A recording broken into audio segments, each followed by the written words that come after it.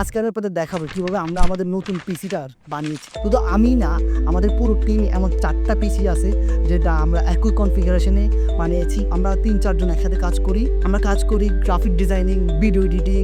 So এই পিসিটা বানাতে আমাকে এবং আমাদের টিমকে হেল্প করেছে আমাদের টিমের ছোট ভাই জাহেদ। যদিও সে জুনিয়র, কিন্তু টেকনোলজি নিয়ে ওর আগ্রহ আর মনে সত্যি অনেক।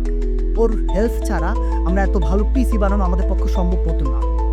ও খুব মন দিয়ে সব কিছু সেট আপ করেছে এবং একই হাতে আমাদের বাকি সবগুলো পিসি সে রেডি করেছে।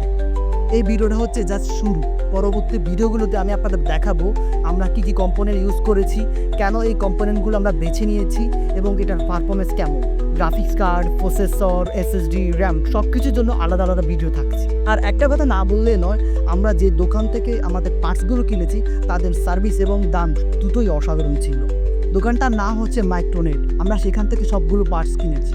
আপনারা চাইলেও, আপনারা কেউ যদি চান সেখানে গেলে ভালো একটা গাইডলাইন পাবেন। আমি নিচে ডেসক্রিপশনে তাদের ঠিকানা দিয়ে দেবো। সো এই ছিল আমার নতুন পিসি বিল্ডের ছোট একটা গল্প।